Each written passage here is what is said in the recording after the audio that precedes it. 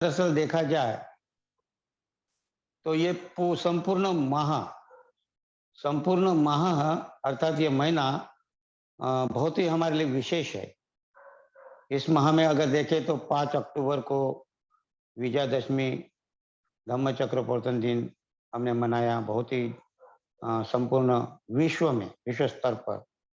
तो 5 अक्टूबर हमारे लिए इस समय बहुत ही महत्वपूर्ण दिन था। मेरे लिए तो बहुत ही अच्छा था क्योंकि उसी दिन मेरा जन्मदिन भी था। और उसके बाद 9 अक्टूबर, तो 9 अक्टूबर भी हमारे लिए बहुत ही महत्वपूर्ण दिन था क्योंकि उस दिन पूर्णिमा का दिन था।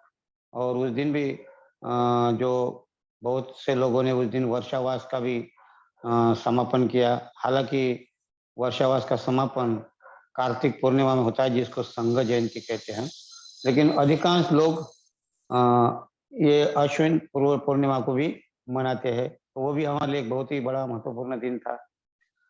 और उसके बाद आज 14 तारीख, आज ही के दिन बाबा साहब ने सन 56 में दीक्षा दी थी, वो आज की तारीख थी। तो ये हमारे लिए बहुत ही महत्वपूर्ण तारीख है। और कल की भी जो तारीख है 15 अक्टूबर, बहुत ही जबरदस्त भाषण बाबा साहब का रहा था। जो आज जो दीक्षा ली थी उसका पूरा बाबा साहब ने 15 अक्टूबर को अपने भाषण में बहुत ही अच्छा उन्होंने एक जो ग्रंथ के रूप में साबित हुआ है। क्योंकि आप अगर देखेंगे तो बुद्ध और उनका धम्म का भविष्य, कार्ल मार्क्स और बुद्धिज्म, और छोटे-छोटे ग्रंथ है ये। और तीसरा जाति उन्मूलन निर्मूलन, और चौथा 15 अक्टूबर का भाषण। और इस प्रकार ये जो महत्वपूर्ण छोटे-छोटे ग्रंथ है, बड़े महत्वपूर्ण थे हमारे लिए। तो कल का भी दिन बहुत ही महत्वपूर्ण है। और उसके बाद 16 तारीख भी बाबा साहब ने चंद्रपुर में जाकर दीक्षा दी थी। वहाँ भी लाखों लोग जमा होते हैं और वहाँ का भी एक बहुत ही अच्छा समारंभ होता है, और वो भी 16 तारीख को होने वाला है। तो इस प्रकार ये माह हमारे लिए बहुत ही अच्छे दिन साबित हो गया है। और इसीलिए आप सभी को मैं इस 14 अक्टूबर की दीक्षा, धम्मचक्र प्रवर्तन दीक्षा भूमि में जो मनाते हैं आज के दिन, तो सभी को धम्मचक्र प्रवर्तन दिन की मैं शुभेच्छा देता हूँ। सबको मैत्रीपूर्ण जय भीम। तो 14 अक्टूबर का बहुत ही महत्व था उस दिन। ऐसा कहते हैं कि सम्राट अशोक अशोक ने विजयादशमी के दिन, उस दिन अशोक विजयादशमी का दिन था जो 14 अक्टूबर को। मैं भी आ रहा हूँ, हाँ, आ रहा हूँ। तो उसमें उस दिन जो धम्म चक्र प्रवर्तन दिन जो विजयादशमी का था, वो हमारे लिए बहुत बड़ा विजयादशमी का दिन था। और उसी दिन सम्राट अशोक का परिवर्तन हुआ था, मन परिवर्तन हुआ था, और हम सब देखते हैं। और उनके कारण ही आज हम यहाँ बैठे हुए हैं। तो वहाँ जो परिवर्तन हुआ था, तो उनके बारे में मैं तो ज़्यादा आज महामंगल सूत्र पर है थोड़ा, लेकिन थोड़ा-सी जानकारी देना ज़रूरी है। उनका मन परिवर्तन कैसा हुआ? बहुत से लोगों को ऐसा लगता है कि जब कलिंग युद्ध के बाद में उनका मन परिवर्तन हुआ और उनको लगा कि अभी मैं ये जो किया नरसंहार अच्छा नहीं है। तो उनका नर वो उस दिन से उनके मन में ऐसा लगने लगा, ग्लानि, उदासी आ गई थी कि मैं ये क्या किया हूँ। लेकिन वो घर में आने के बाद ऐसा ही उदासीन रहते थे, उनका मन नहीं लगता था कहीं भी। और क्या करना चाहिए, क्या नहीं करना चाहिए, वैसा तो देखा तो उनको अपने भाइयों को मार डाला उन्होंने। उस समय भी उनका उतना ये नहीं लगा। तो इस प्रकार उन्होंने इतना जो खून-खराबा देखा, ऐसा कहते कि इतने सारे कलिंग युद्ध में कितने सारा खून-खराबा होगा, कितनी महिलाएँ अबला हुई होंगी, जिसको बच्चे अनाथ हुए, तो ये सब दृश्य उनके सामने दिख रहा था। हाँ, तो उनको उस घटना से तो वो बहुत ही आहत हुए थे। और ऐसे ही वो जिस दिन बैठे थे, तो वहाँ एक भिक्षु, उपगुप्त नाम था उसका, नाम था उपगुप्त, और एक नेग्रोध, आप नाम सुना होगा। तो ये राजमहल के ऊपर छत पर बैठे थे और वैसे ही उदासीन थे, क्योंकि मन तो लग नहीं रहा था, क्या किया जाए क्या नहीं, उसी में उधर-घूम में थे, बहुत दिन हो गए थे उनका, वो जा ही नहीं रहा था, खाने में मन नहीं लग रहा था कैसे भी वो। और ऐसे समय में उनके राजमहल के सामने से भिक्षु उपगुप्त गुनगुनाते जा रहा था। और क्या गुनगुनाते जा रहा था? वो धम्मपद की गाथा है, जिसको हम अपमाद वग्ग कहते हैं। और अपमाद वग्ग की गाथाएं गुनगुनाते जा रहे थे वो। और अपमादेनं क्या कहते हैं? अपमादो अमतं पदं पमादो मच्चुनो पदं अपमत्ता नमीयन्ति यपमत्ता यथा मता अपमत्तोपमत्तेषु सुतेषु बहु जागरो अबलसंगो शीघ्रसो हित्वा याति सुमेधसो एवं विशेषतो यत्वा अपमादेमि पंडिता अपमादे प्रमोदन्ति हरियाणं गोचरे रत्ता ते झायिनो साततिक्का नित्यं दल्लं परक्कमा पुसन्ति धीरा निब्बाणं योगक्षेमं अनुत्तरं उत्थानवतो सतिमत्तो शुचिकम्मस्य निस्समकारिणो सैमत्तस्य धम्मजीवनो अपमत्तस्य येषोऽभिवदति उत्थानेन अपमादेन स्वयमेन दमनेन च दीपं करोति मेघावी यंग ओघो नाभि कीरति।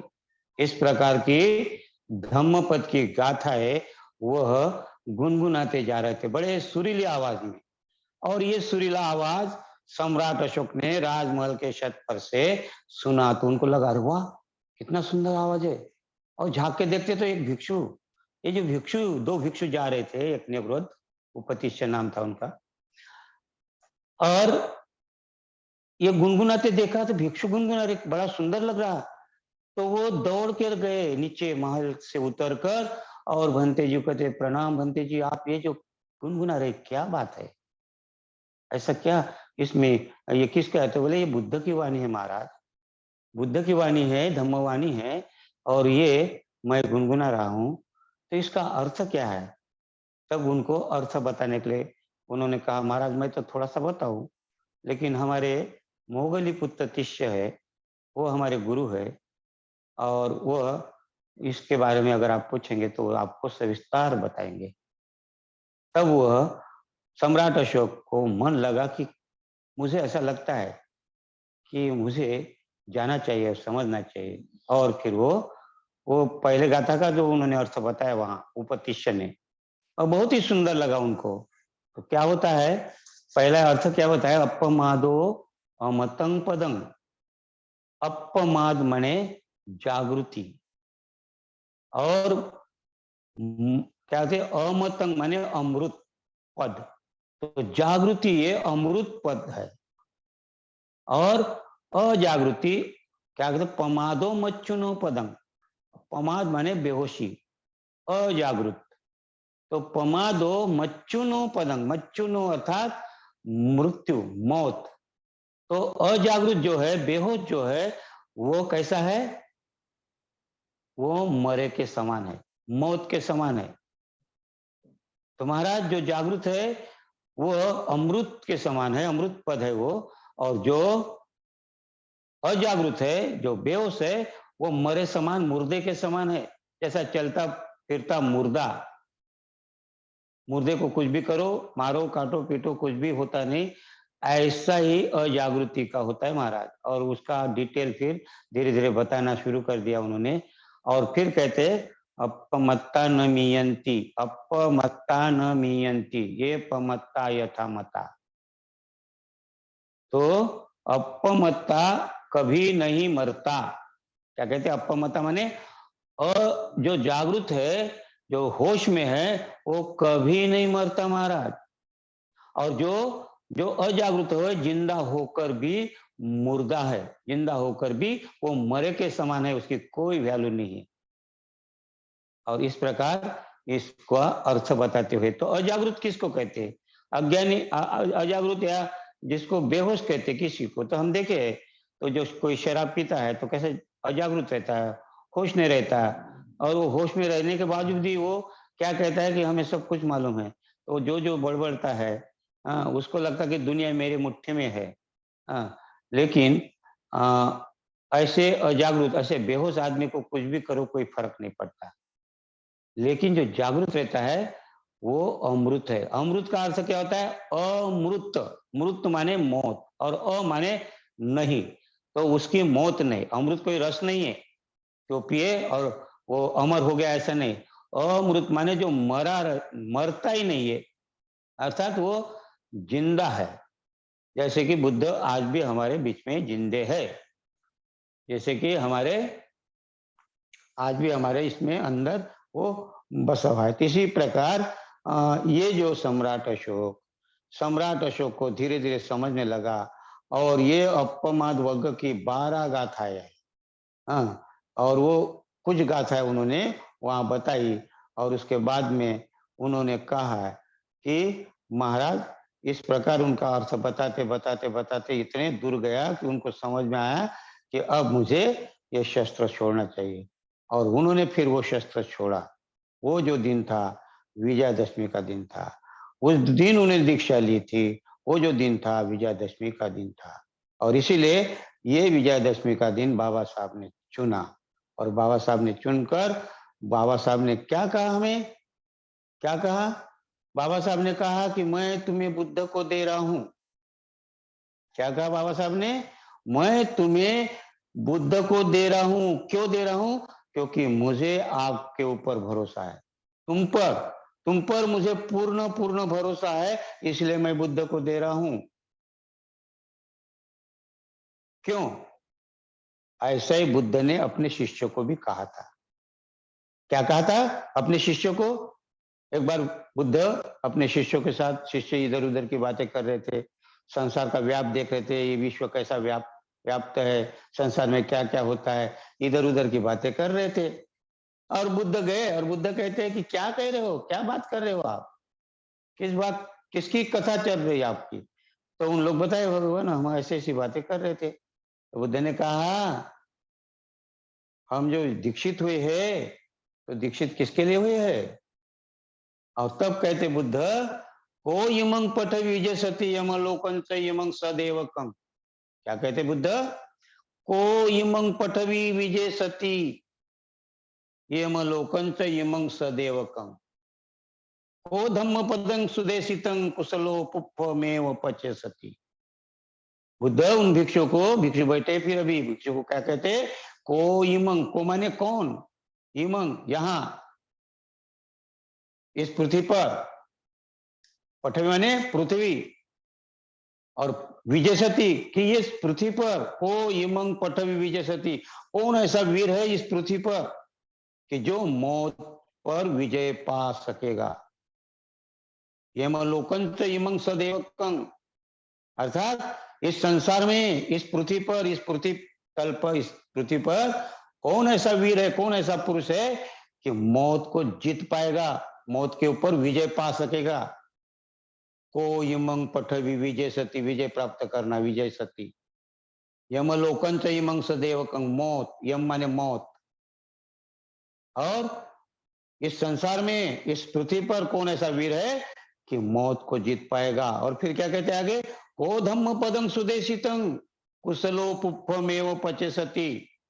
कौन ऐसा वीर है इस पृथ्वी पर कि बुद्ध द्वारा उपदेशित सुंदर उपदेश किया हुआ धम्म का कौन चुनाव करेगा? कुशलो पुप्पमेव पचे सती। कुशल माने कुशल, और पुप्पमेव माने कुशल बागवान, बागवान, पुप्पमेव माने बागवान, माली। तो जिस प्रकार एक बागवान बगीचे में सुंदर, सुवासित और सुगंधित और आकर्षित फूलों का चुनाव करता है, ऐसे बगीचे में अनेक रंगी बिरंगी फूलों में से जो बहुत ही आकर्षित है, सुगंधित है, ऐसे फूलों का चुनाव करता है। इस प्रकार बुद्ध के द्वारा दिया गया सुंदर उपदेश को कौन चुन पाएगा? बुद्ध के धम्म को कौन चुन पाएगा, कौन चुनाव करेगा, और कौन इस मौत को विजय पाएगा? सब भिक्षु फिर शांत हो गए, जो इधर उधर की बातें कर रहे थे शांत हो गए, और शांत होकर सुन रहे, और एकदम चुप, मौन। और फिर एक दूसरे के चेहरे देखने लगे, भगवान क्या करे, कौन कर पाएगा, कौन कर पाएगा, कौन इस पृथ्वी पर कर पाएगा इसका विजय? और फिर तब बुद्ध ही उनकी चुप्पी तोड़ते हैं। बुद्ध क्या कहते फिर? शेखो पट विजय सती यमलोकन च यमं सदैव कंग। शेखो पठवी विजय सती। शेखो माने शिष्य, बुद्ध का शिष्य। और बुद्ध ऐसा हाथ करके, वो बुद्ध का ही शिष्य है। यहाँ अपने शिष्य के ऊपर हाथ करते हुए ऐसा, ये बुद्ध के शिष्य है कि जो मौत के ऊपर विजय पा सकेगा। हाँ, क्या कहते? शेखो पट विजय सती यमलोकन च यमं सदैव कंग। शेखो धम्म पदं सुदेशितं कुशलो उपमेव पचे सती। इस प्रकार बगीचे का बागवान फूलों को चुनता है, सुवासित सुगंधित पुष्पों का चुनाव करता है, इसी प्रकार वो बुद्ध का ही शिष्य है कि बुद्ध के द्वारा सुंदर सरल उपदेश किए हुए धम्मों को चुनाव करेगा। तो ये बुद्ध का ही शिष्य है, अर्थात तुम ही हो। बुद्ध कहते तुम ही हो।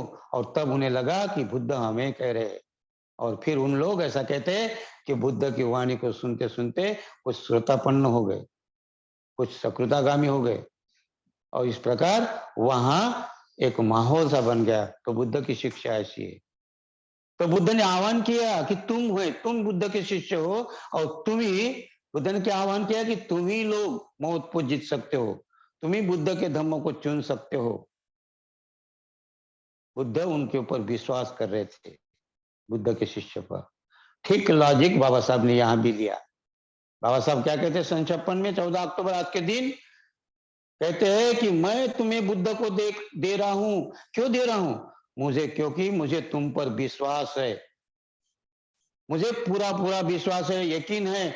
क्योंकि तुम्हारे पूर्वज उस समय जब कोई सम्राट, राजा, महाराजा, इनको अपनी संपत्ति, अपना धन दौलत, अपनी रानियां एक जगह से दूसरे जगह स्थानांतर करना होता था, तो वो तुम ही लोग, तुम्हारी पूर्वजों के ऊपर भरोसा कर कर वो सम्राट लोग, वो महाराजा सम्राट आप ही के पूर्वजों के ऊपर विश्वास करके, भरोसा करके उनके हवाले कर देते थे अपनी रानियां, अपनी संपत्ति, अपने धन एक जगह से दूसरी जगह ले जाने के लिए। इतना विश्वास, इतना भरोसा आपके पूर्वजों पर उन सम्राटों को था, क्योंकि वे ईमानदार थे, वे प्रामाणिक थे, वे शूरवीर थे, और वे ब्रीत के पक्के थे, वचन के पक्के थे। और उन्हीं की संतान आप हो, वही नागवंशी तुम हो, इसलिए मैं तुम पर भरोसा कर रहा हूं और ये धम्म आपको दे रहा हूं। तो वो दिन 14 अक्टूबर का दिन था, वो आज का दिन था। इसलिए बाबा साहब ने जो भरोसा हम पर किया है उसको हमें नहीं भूलना चाहिए। और बाबा साहब ने जो कुछ हमें दिया है, बाबा साहब के कारण हम यहाँ तक पहुंचे। बाबा साहब ने सहूलती दिया है, कोई बात नहीं, सहूलती दी है, लेकिन सहूलत से भी ज्यादा सहूलती कारण तो हम आज अप टू डेट बने हैं, आज हम यहाँ तक बोल रहे हैं। हाँ, इंजीनियर, डॉक्टर है, हाँ, जो कुछ भी है, बाबा साहब को 21 वर्ष लगे यहाँ तक पहुंचाने के लिए। 1935 में जब होश में जागृति से उन्होंने ये घोषणा की थी कि मैं धर्मांतर कर रहा हूं। कोई ऐसे बेहोशी में नहीं किया था, जो लोग कुछ कहते ना, बड़े बड़े नेता कहते हैं। हाँ, बाबा साहब का मन नहीं था, बिना मन से उन्होंने धर्म की दीक्षा ली। हाँ, उन्हें क्या पता है बौद्ध धर्म क्या होता है। बाबा साहब ने होश हवास में 1935 में क्या किया था, घोषणा की थी धर्मांतर की। और कुछ लोग, हमारे नेता लोग कहते हैं कि नहीं नहीं नहीं, बाबा साहब ने मन नहीं था उनका लेने के लिए, दीक्षा लेने के लिए। 21 वर्ष के बाद बाबा साहब बुद्ध के तरफ ले जाते, अर्थात वो बेहोशी में जाते, ऐसा लगता है उनको। ऐसे लोगों को इस धर्म में नहीं रहना चाहिए। ये धर्मद्रोही है, बौद्ध धर्मद्रोही है। तो इसलिए हमें आज का दिन हमारे लिए महत्वपूर्ण है। बाबा साहब, ये ऐसे क्यों बातें हो रही है, ऐसे क्यों कहते हैं? इसका कारण हम प्रशिक्षित नहीं हैं।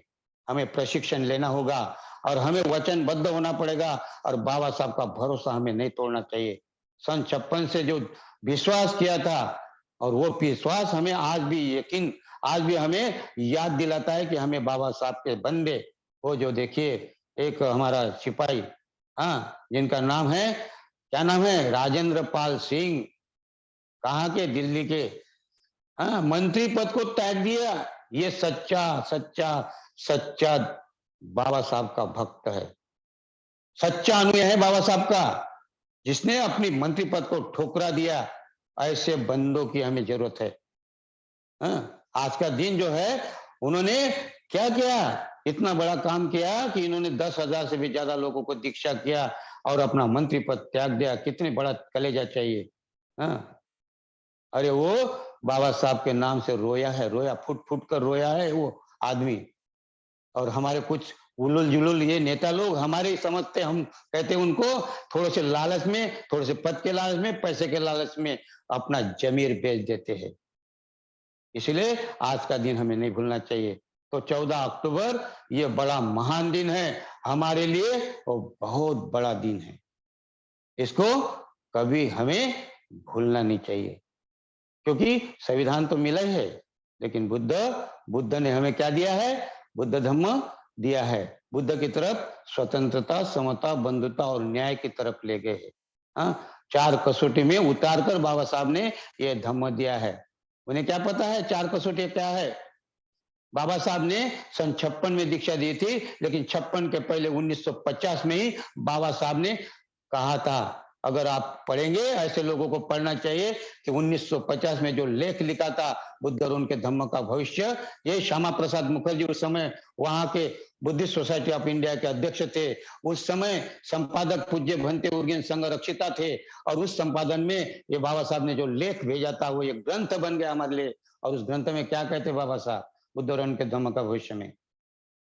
क्या कहते हैं कि धर्म वैसा चुनना चाहिए। उसमें 4 कसौटियां बाबा साहब ने दिया। आप 6 साल के पहले बाबा साहब लिखते कि कसौटी में जो धर्म उतरता वो धर्म स्वीकार करना चाहिए।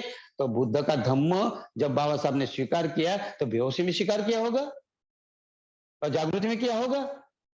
इतना महान पंडित बाबा साहब, विद्वान, विश्वास विश्व में सारे विश्व के लोग उनके गुणगान गाते। बाबा साहब के गुणगान सारे भारत के विश्व के लोग गाते हैं। हाँ, ऐसा ही नहीं है।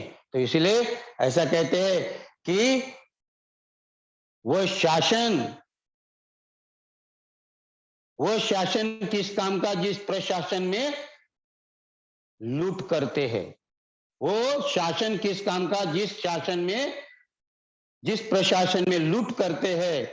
और वो नेता किस काम का? जो झूठ का सच और सच का झूठ करते हैं। वो शासन किस काम का? जिस प्रशासन में लूट करते हैं। और वो नेता किस काम का? कि जो झूठ का सच और सच का झूठ करते हैं। आप देखते ना, सच का झूठ, झूठ का सच। इनके इसमें कोई मुंह में कुछ है क्या? सच या झूठ ये बोलता है, सच बोला क्या आदमी? वो जो बोला भी होगा। हाँ, तो इसलिए क्या कहते कि नेता बनना हो तो मेरे भीम जैसा बनो, नेता बनो तो मेरे भीम जैसा बनो, जिसको अमेरिका का राष्ट्रपति ओबामा भी सैल्यूट करता है। तो बुद्ध को और बाबा साहब ने बुद्ध की तरफ ले गए। बाबा साहब को बाहर का राष्ट्रपति सैल्यूट करता है, ओबामा। और ये कहते हैं कि बाबा साहब ने ऐसे ही धम्म दिया। तो बहुत बहुत धन्यवाद। हम आगे चलते हैं। आगे हम कहते हैं कि आज का